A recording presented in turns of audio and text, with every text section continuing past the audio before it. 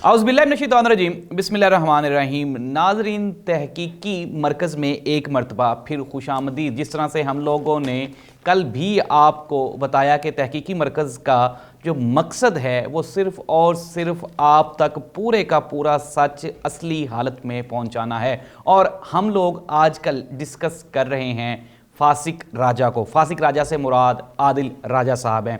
नाज़रीन, हमने देखा कि फासिक राजा के पास आहिस्ता आहिस्ता ख़बरें दम तोड़ रही हैं और फासिक राजा पहले बड़ी बड़ी ख़बरें, झूठी ख़बरें, जिसको अपने झूठे सोर्सेज की बुनियाद पे वो लीक करता था, लेकिन वो ख़बरें झूठी होती थी। हमारे शाहीनों ने फासिक राजा का ये जो ख़बरों का धंधा है इसका राज फाश कर दिया है और उसको सबके सामने पेश कर दिया है। नाज़रीन, फासिक राजा अब आहिस्ता आहिस्ता कर क्या रहा है, पहले ये बड़ी खबरें देता था, अब छोटी छोटी खबरों पे आ गया।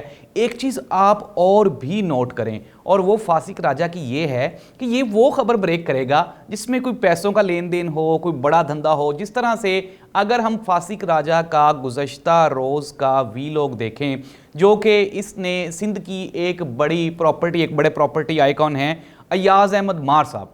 अब अय्याज़ अहमद मार, एक तो ये है कि अय्याज़ अहमद मार ने सेनेटर का इलेक्शन भी लड़ा, पाकिस्तान पीपल्स पार्टी की जानिब से, जीते या नहीं जीते ये एक और ख़बर है, बड़ी बात है। लेकिन ये ना, इनको तकरीबन कराची का, सिंध का हर बंदा इनको जानता है, इनकी हकीकत क्या है वो भी हर बंदा जानता है। अब फासिक राजा क्या कह रहा है? फासिक राजा कहता है कि ये चूंकि एक बड़ी शख्सियत के करीबी साथी थे इसलिए इनको आईएसआई ने अगवा कर लिया है। मेरे शाहीनों की ये खबर है कि ना ही तो इनको आईएसआई ने अगवा किया है, अभी हम सर्च कर रहे हैं कि इनको किसने अगवा किया, क्योंकि आप लोग और मैं सब जानते हैं कि सिंध में जो है प्रॉपर्टी का जो बिज़नेस है उसमें बड़ी बड़ी शख्सियात हैं और ये अमूमन एक दूसरों के बंदों को अगवा करते रहते हैं, उठाते रहते हैं। लेकिन मुख्तसरन ये कि फासिक राजा ने ये जो पूरे का पूरा वीलॉग कल किया अय्याज़ मार वाला, इसमें उसका मकसद सिर्फ़ और सिर्फ इदारों को बदनाम करना था। लेकिन अल्हम्दुलिल्लाह, जिस तरह मैंने कल भी कहा और आज भी कहा कि मेरे शाहीनों के नेटवर्क ने फासिक राजा की जितनी भी झूठी खबरें हैं उनका पोस्टमार्टम करना शुरू कर दिया हुआ है। और मेरे शाहीनों ने मुझे खबर दी है कि अब फासिक राजा के पास मज़ीद ख़बरें नहीं हैं और वो इसी तरह से पैसे बनाने के चक्कर में और छोटे छोटे कोई और इधर उधर के धंधे ढूंढेगा और अपना कारोबार चलाएगा। एक और भी बहुत बड़ी ब्रेकिंग न्यूज़ है फासिक राजा के बारे में, वो हम आपको बताएंगे आज के प्रोग्राम के इख्तिताम पे। लेकिन अगर हम डिस्कस करें फासिक राजा का ये जो वीलॉग था मार साहब वाला, तो इसमें उन्होंने किस किस बंदे को टारगेट किया। सबसे पहले इन्होंने मेजर जनरल फैसल नसीर साहब को, मेजर जनरल फैसल नसीर जो कि डीजीसी हैं, उनका इन्होंने जिक्र किया और उनके ऊपर इन्होंने इल्ज़ाम लगाया कि वो पेट्रोल जो ईरान और फिर उसके बाद बलूचिस्तान से होता हुआ कराची और फिर पूरे पाकिस्तान में जाता है, इन्होंने कहा कि मेजर जनरल फैसल नसीर उसमें इन्वॉल्व हैं।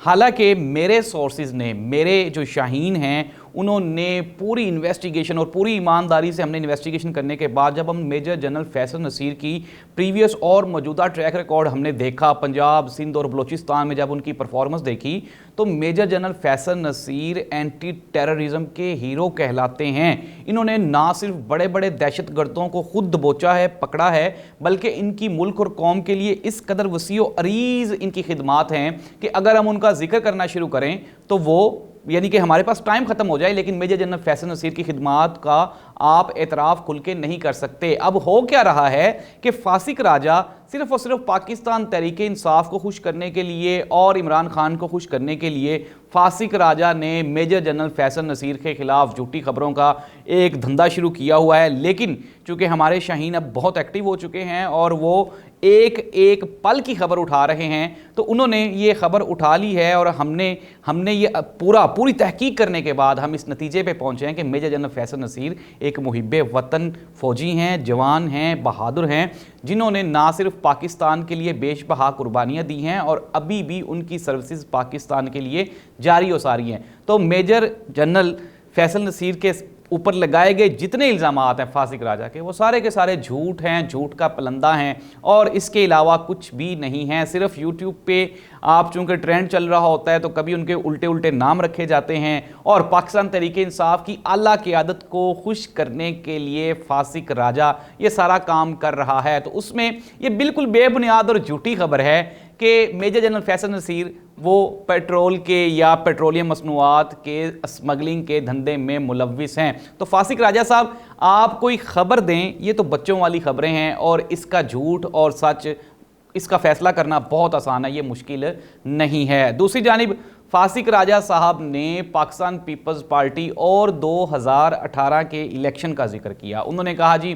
कि पाकिस्तान तहरीके इंसाफ को वहाँ पे धांधली करके हराया गया, पंजाब में धांधली नहीं हो सकती थी। अब मुझे आप एक बात बताएं नाज़रीन, अभी हमने देखा बल्दियाती इंतखाबात हुए यहाँ पे कराची और हैदराबाद में, जिसमें पाकिस्तान तहरीके इंसाफ को बदतरीन शिकस्त का सामना करना पड़ा और पाकिस्तान पीपल्स पार्टी ने वो अपना फतह हासिल की। अब हम देख रहे हैं कि आहिस्ता आहिस्ता इंटरनल जो अंदरून सिंध है वहाँ पे पाकिस्तान तहरीके इंसाफ की जब कोई गैदरिंग होती है तो वहाँ पे क्या होता है, 10, 12, 15 लोग इकट्ठे होते हैं। अब हमारे शाहीनों की एक और भी बड़ी खबर है और वो खबर ये है कि पाकिस्तान तहरीके इंसाफ सिंध की जो बड़ी से लेकर छोटी क़यादत तक है, ये सारे के सारे इंतहाई करप्ट लोग थे, जिसका नुकसान पाकिस्तान तहरीके इंसाफ को पहुंचा और फ़ायदा पाकिस्तान पीपल्स पार्टी को पहुंचा। और यही वजह है कि आज अगर आप कराची और हैदराबाद में भी पाकिस्तान तहरीके इंसाफ की कोई गैदरिंग करने जाते हैं तो वहाँ पर मैक्सिमम 1500 लोग इकट्ठे कर सकते हैं। और हम लोग देख रहे हैं जिस तरह से आहिस्ता आहिस्ता वहाँ पे पाकिस्तान तहरीके इंसाफ का खात्मा होता जा रहा है। तो इसमें पाकिस्तान पीपल्स पार्टी की मेहनत और पाकिस्तान पीपल्स पार्टी का वो ट्रैक रिकॉर्ड जो कि वो सिंध में काम कर रहे हैं और उनकी जो डेवलपमेंट्स हैं वो आहिस्ता आहिस्ता हो रही हैं। और अब बिलावल भुट्टो जरदारी ने चूंकि कमान संभाल ली है पाकिस्तान पीपल्स पार्टी की, तो हम ये भी देख रहे हैं कि पाकिस्तान तहरीके इंसाफ वहाँ पर डिलीवर करने में बिल्कुल भी कामयाब नहीं हुई। और फिर जो करप्शन की हैं,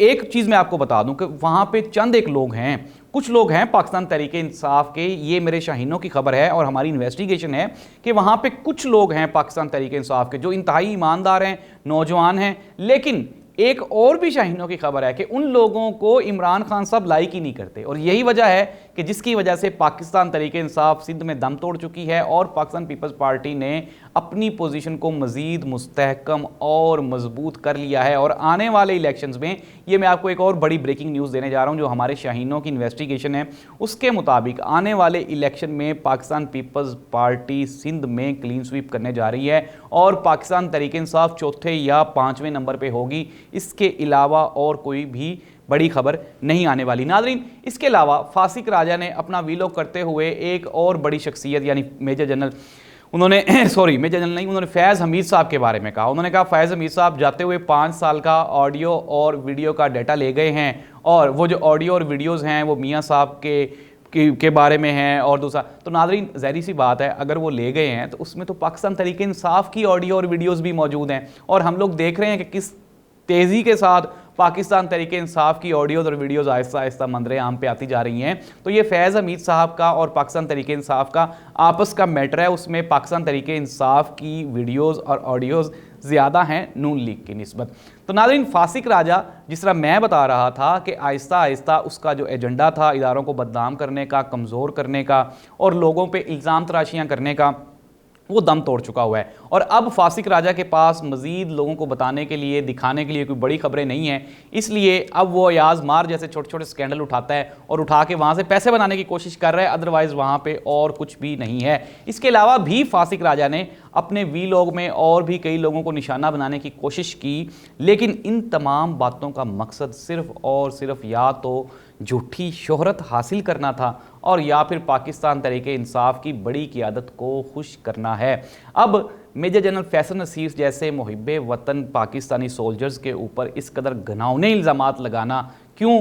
क्योंकि ज़ाहिर सी बात है, आपने सोशल मीडिया पर ट्रेंड्स हासिल करने हैं। और इसकी एक और भी बड़ी वजह, मैंने प्रोग्राम के शुरू में कहा था, मेरे शाहीनों ने एक बहुत बड़ी खबर जनरेट की है, हमने इन्वेस्टिगेशन की है और वो ये है, ये नाज़रीन आप मेरी बात लिख लें, ये जो मेजर फासिक राजा है इसके साथ पाकिस्तान तहरीके इंसाफ ने इसको सेनेटर की सीट देने का वादा किया है, जिसकी वजह से ये अपनी तमाम तर इसने तवानाइयाँ सर्व कर दी हैं और इसकी ये ख्वाहिश है कि, और ख्वाहिश क्या है, ख्वाहिश ये है जो कि पूरी नहीं हो सकती कि मैं आऊँगा पाकिस्तान और पाकिस्तान तहरीके इंसाफ मुझे सेनेटर बना देगी, लेकिन अगर पाकिस्तान तहरीके इंसाफ हुकूमत में आएगी तो नाज़रीन ये तो है फासिक राजा के वो घिनौने चेहरे जो कि हम आपको दिखा रहे हैं तहकीकी मरकज़ में। आपको हमारा प्रोग्राम कैसा लग रहा है? अगर आपको हमारी किसी भी बात पे शक हो, डाउट हो, आप हमसे रब्ता कर सकते हैं, आप हमें सोशल मीडिया पे कांटेक्ट कर सकते हैं। लेकिन नाज़रीन, हमने ये वादा किया है, जिस तरह के सूरह हजरात की आयत नंबर 6 थी कि जब भी कोई फासिक आपके पास खबर लेकर आए तो तहकीक ज़रूर कर लिया करो। तो हम तहकीक के बाद खबर को मार्केट में नहीं जाने देंगे। तहकीक होगी, पहले पूरी पूरी सच और झूठ का फैसला होगा, फिर आप लोगों को बताया जाएगा। चाहे कोई भी सियासी जमात हो, चाहे कोई भी बंदा हो, चाहे किसी भी जमात का हो, लेकिन हम उसको झूठी खबर बिल्कुल भी मार्केट में नहीं बेचने देंगे। तो हमने न्यूट्रल होकर बिल्कुल हर पार्टी को छोड़ के ये अहद किया है, ये वादा किया है कि आज के बाद जो भी चीज़ होगी आप तक पूरे का पूरा सच पहुंचाया जाएगा। और हमारे शाहीनों की, मैं अपने शाहीनों का शुक्रगुजार भी हूं जो मुझे इस तरह की खबरें दे रहे हैं और हम आहिस्ता आहिस्ता आप तक पहुंचा रहे हैं। तो नाज़रीन, अपने मेज़बान जाहिद अब्बास नकवी को इजाज़त दें। इंशाअल्लाह अगले व्लॉग में दोबारा मुलाकात होगी। अल्लाह हाफ़िज़।